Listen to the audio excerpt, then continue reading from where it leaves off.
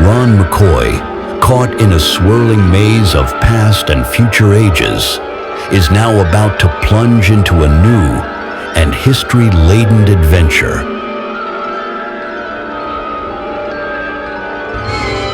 In the late 19th and early 20th centuries, Kansas City was home to two remarkable amusement parks known as Electric Park. These parks, built by the Heim Brewing Company, were not only a ploy to attract customers to the brewery, but grew into attractions in their own right.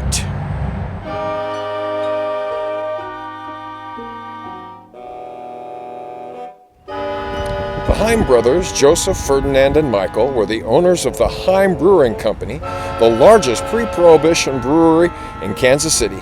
Following in their father's footsteps, the Heims had a knack for business and a fascination with technological innovation.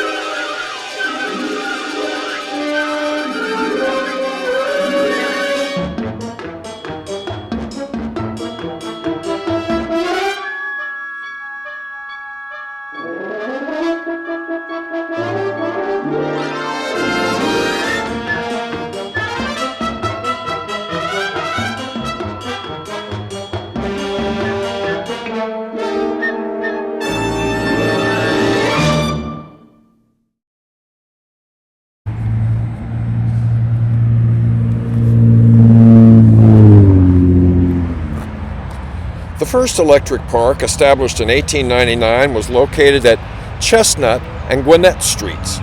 It became a popular working-class entertainment venue, offering a plethora of thrilling rides, lively entertainment, and a German-style beer garden.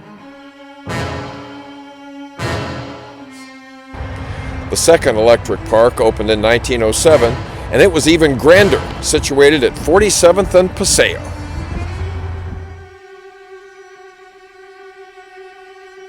Journey with me through this captivating story of Electric Park.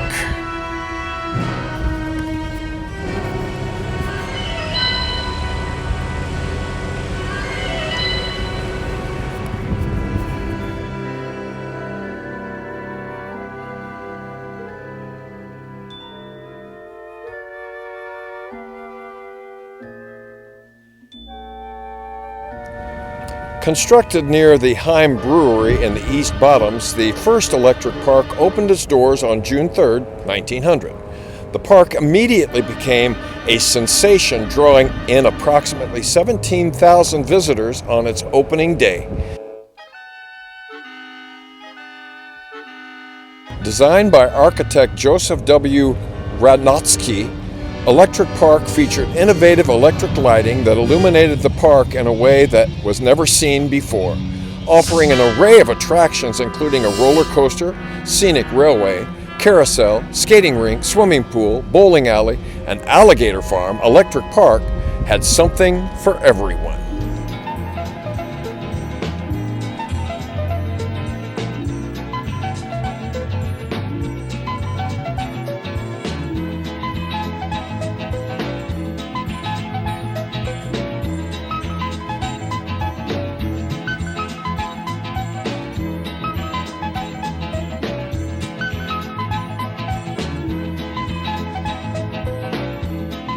One of its most captivating features was the nightly performances of costumed young women who danced on a platform in a large fountain, accompanied by a mesmerizing electric light show.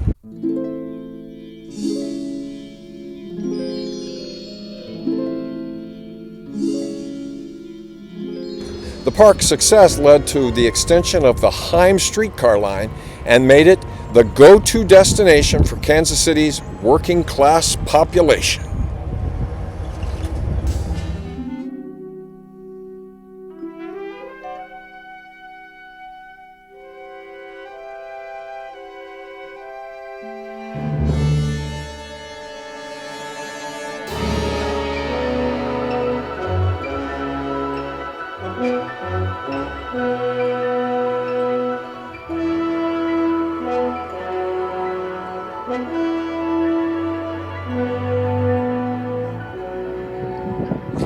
As the city expanded southwards, the Heim brothers decided to build a larger electric park at 47th and the Paseo.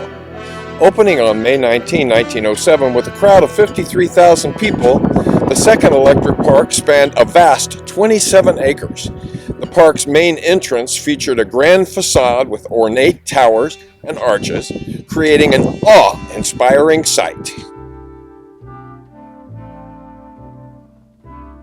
Although beer was no longer available due to a city ordinance, the park thrived with a plethora of attractions including an alligator farm, shooting gallery, lake, and boat rentals.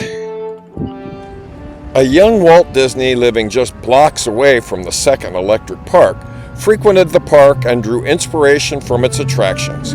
Many features of Electric Park included the train that circled the park, and the daily fireworks were later incorporated into Disneyland. The Heim brothers' emphasis on cleanliness, safety, and quality entertainment also left a lasting impression on Disney. The magical experiences he encountered at Electric Park served as a foundation for his future endeavors in the amusement park industry.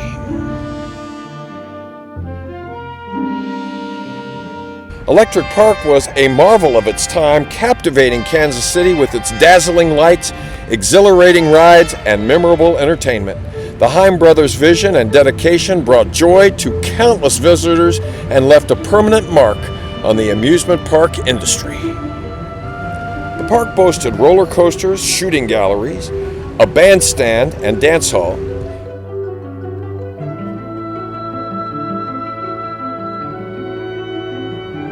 As dusk fell, the living statuary show began at the lake, a spectacle to behold indeed.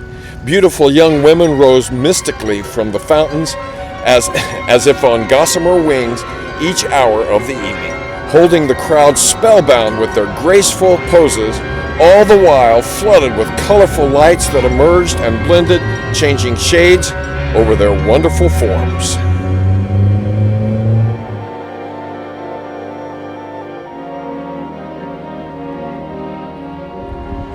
The decline of Electric Park began in the 1920s when changing social attitudes and the availability of automobiles led to a decline in streetcar ridership.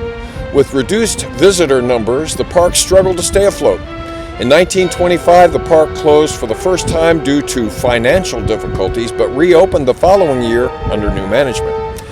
Unfortunately, it was short-lived, as Electric Park permanently closed in 1925 due to a combination of financial woes, competition from other amusement parks, and the effects of prohibition.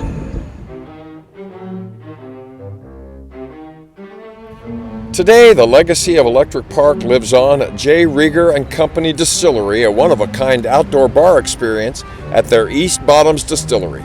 The 11,000 square foot open-air patio pays tribute to the historic park that once lit up the neighborhood. For the last decade, Andy Rieger and his team have been working to thoughtfully preserve and restore the East Bottoms back to its former glory.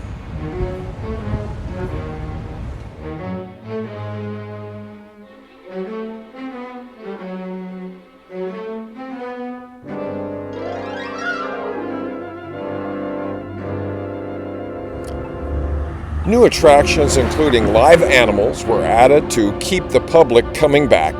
Monkeys were introduced for the 1904 season, and a popular touring act called the High Diving Elks, which featured the elks trained to jump from heights of more than 20 feet into a water tank. But it was the arrival of several hundred alligators and crocodiles in 1906 that generated the most excitement among park goers. 2 cartloads of the creatures arrived in Kansas City by rail from Miami, Florida on the morning of May 6.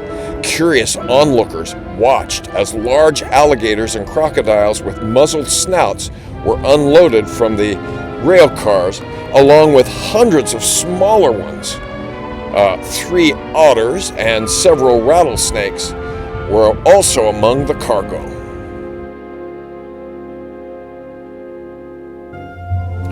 Warren Frazee of Palm Beach, Florida, better known as Alligator Joe, oversaw the transfer of the animals to Electric Park. The burly, often barefooted Frazee operated a popular alligator farm in his hometown where guests paid for close-up views of reptiles and to watch him wrestle large crocodiles and perform other stunts.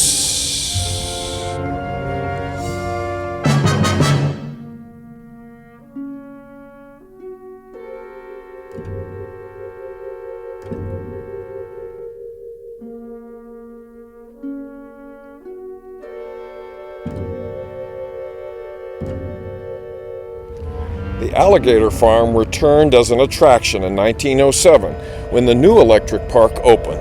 In addition to his collection of alligators and crocodiles, Frazee brought with him 2 sea turtles, each weighing as much as 300 pounds. However, the season got off to a precarious start when a late May frost endangered the health of the reptiles, and it was necessary to light fires to keep them warm. Although none were lost due to the freezing temperatures, tragedy struck later that year, resulting in the death of Big Joe, among the oldest and largest alligators exhibited at Electric Park. On June 11, the giant swing ride in the main courtyard of Electric Park crashed to the ground due to a mechanical failure. While no person was seriously injured, the loud noise and ensuing pandemonium agitated the occupants of the nearby alligator farm. The commotion caused Big Joe to begin aggressively biting other alligators. Then, according to a Kansas City Post report, all of the alligators, little and big, combined and made an attack on Joe. Severely injured and weakened from the onslaught, the once alpha alligator fell from a rock and plunged into a pool, and in a few minutes was dead. Frazee returned to Electric Park for the 1909 season, bringing with him some 2,000 alligators and crocodiles of various sizes, as well as a special attraction, a 1-ton manatee he had captured and named Hortense. It was purported to be the first manatee to survive the inland journey to the Midwest, and one of only a few in captivity.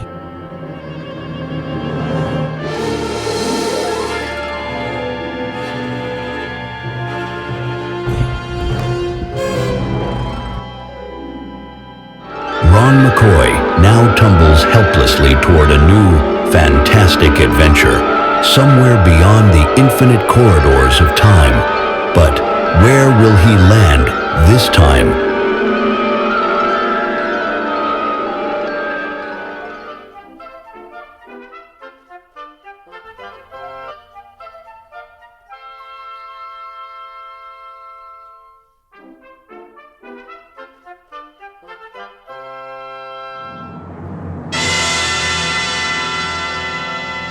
Be sure to watch the next thrilling edition of Time Warped to discover where Ron McCoy lands next.